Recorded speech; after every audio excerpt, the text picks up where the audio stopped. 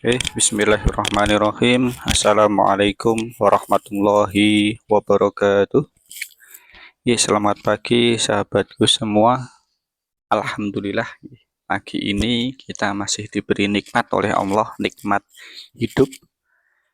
Hidup yang sangat indah, hidup di negeri yang sangat kaya raya, hidup di negeri yang sangat sejahtera dalam tanda kutip. Karena negeri kita ini memiliki beribu-ribu pulau, 17.200 pulau. Itu yang memiliki nama. Yang belum punya nama masih banyak sekali. Bahkan lautnya, kekayaan lautnya itu sangat melimpah. Tinggal modal tongkat, kasih benang, dikasih gel, jadi bisa untuk dimakan, dan proteinnya sangat tinggi. Di tanahnya ditanami berbagai macam tanaman pun bisa hidup.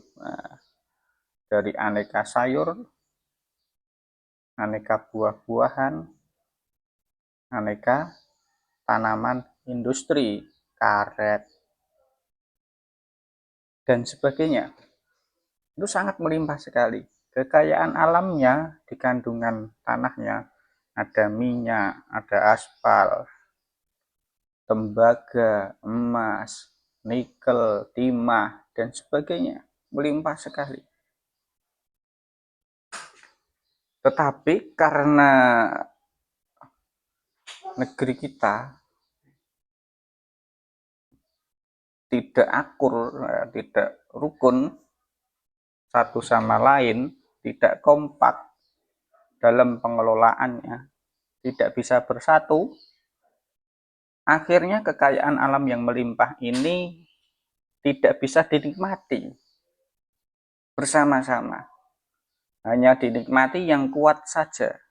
Yang kuatlah, kuat modal, kuat kekuasaan, sehingga hanya segelintir orang yang bisa menikmati. Nah, ini suatu dilema yang sangat-sangat. Untuk itu, dalam kesempatan pagi hari ini, mari kita gunakan hidup kita, sisa hidup kita di dunia ini untuk perjuangan mempersatukan umat untuk mengelola kekayaan negeri ini. Ini sungguh sangat disayangkan.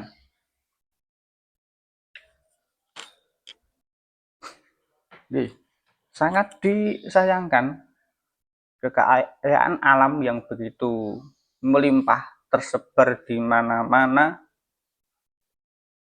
beribu bahasa, dari bahasa Jawa, bahasa Sunda, bahasa Ternate, bahasa Bugis, Melayu, dan sebagainya, yang dulunya hidup rukun satu sama lain, mengelola alam secara indah, berdampingan satu sama lain, sekarang tidak bersama-sama lagi sejak datangnya kapitalisme, sistem kapitalisme, industrialisasi masuk. Contoh kasusnya, zaman dulu petani itu juga peternak. Dapat dipastikan petani itu dulu memiliki ternak, entah kambing, entah sapi, ayam di rumahnya. Nah, itu bisa bersinergi, simbiosis, sehingga petani itu mandiri. Nah, pupuknya dihasilkan dari rumah, pakai kotoran ternak. Pakannya dihasilkan dari lahannya, ladangnya, hasil serasa pertanian tadi, limbah-limbah pertanian untuk konsumsi ternak, untuk pakan ternak. Sehingga ini tidak menimbulkan kos yang begitu tinggi. Pertanian menjadi mandiri, mandiri pangan, mandiri energi. Lalu sejak masuknya kapitalisme, industrialisasi masuk, sehingga muncullah produk-produk pendukung pertanian dalam tanda kutip pertanian. Contohnya pupuk kimia, herbisida, pestisida, dan sebagainya. Ini menjadikan pertanian kita tergantung kepada input dari luar. Pertanian sehingga menjadi hal yang mahal lagi. Awalnya dimanjakan petani dengan pupuk yang murah, pupuk kimia yang murah, 3.500 dapat 1 kilo. Dan ini membuat tanah kita menjadi rusak. Rusaknya tidak secara langsung, rusaknya itu melambat. Tanah menjadi mati, unsur mikrobiologinya. Unsur hara dalam tanah itu berkurang karena tidak terikat oleh kation dan anion tanah, sehingga mudah tergerus, mudah terkikis, terbawa erosi oleh air hujan, sehingga sungai menjadi tidak ramah lagi karena tergerus oleh air hujan, sehingga tanah-tanah tadi mengendap ke tanah, dan itulah yang menimbulkan banjir salah satunya. Karena tanah, kemampuan tanah untuk mengikut partikel-partikel tanah itu berkurang.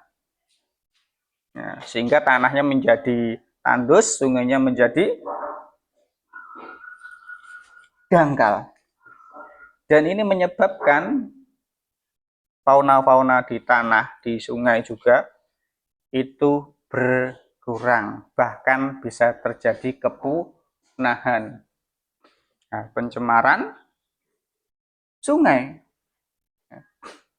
Di tanah sendiri, ini kekurangan unsur organiknya.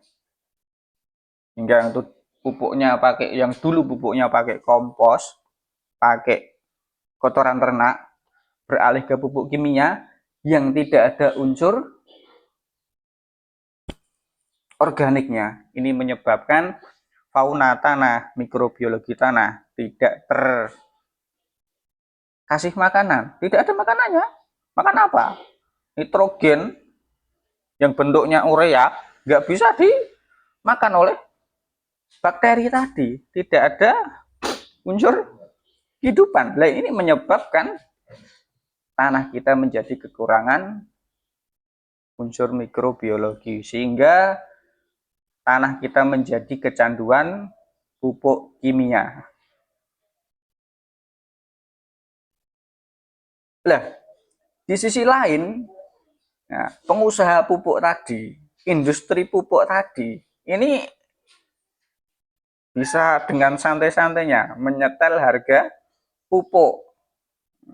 Dapat dibayangkan berapa itu, sampai langka-langka itu. Pupuk kimia di kalangan petani sangat langka dan sangat mahal. Sangat-sangat mahal. Dan bukan dari sisi pertanian saja. Ternyata peternakan itu juga terkena dampak. Karena pakan ternak itu pun dikapitalisasi oleh industri. Nah, tidak tinggal diam, namanya kapitalis itu ya juga cari untung. Lalu muncullah industri pakan ternak banyak. Awalnya juga peternak dimanjakan. Nah, dengan pakan yang dikit hasilnya peningkatan bobotnya besar. Dan akhirnya peternak kita juga kecanduan beli. Nah, tidak ngarit lagi, tidak cari pakan lagi. Nah, inilah yang menyebabkan negeri kita tergadai tergade, tidak bisa mandiri, tergade dengan negara lain, tergade dengan industri-industri asing tadi. Nah, itu di sektor pertanian, sektor yang menyentuh masyarakat luas. Dan itu terjadi. Ini belum di sektor marketingnya, pasarnya. Pasar kita juga sekarang sudah dikuasai. Dulu bentuknya itu kelontong di rumah-rumah, rumah warga jual. Sekarang sejak masuk apa kan dulu ikut sejak masuk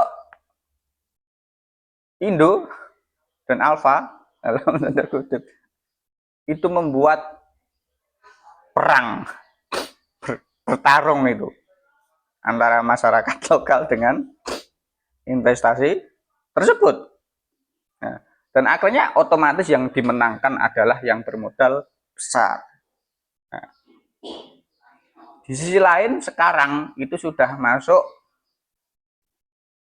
online marketplace. Nah, telah kita ketahui marketplace buatan anak negeri ini sudah dikebiri. Nah, yang dulunya Bukalapak, ya sebut saja Bukalapak. Sejak datang si Oren, Shopee dan sebagainya, itu langsung itu ibarat itu petarung langsung didatangkan dari Cina sana, jeder. Ya nggak bisa. Ini kebijakan yang melemahkan UMKM sebenarnya. Apalagi di Cina itu jor-joran UMKM di sana itu didukung full oleh pemerintah. Sedangkan UMKM kita itu dapat saya katakan ini dibiarkan saja. Nyoh, malah dipendong pajak yang naik. Ini BPN saja 12%. Mengerikan ini, mengerikan. Ini ibaratnya pemerintah kita membiarkan tetapi juga merampok UMKM. Dan ini sangat-sangat berat. Walaupun negeri ini kaya raya, tetapi pengusaha-pengusaha lokalnya itu dikebiri oleh negeri sendiri.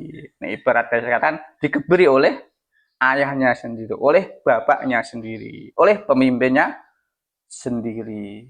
Oke, sekian. Mungkin untuk pagi ini sekian. Oke. Assalamualaikum warahmatullahi wabarakatuh.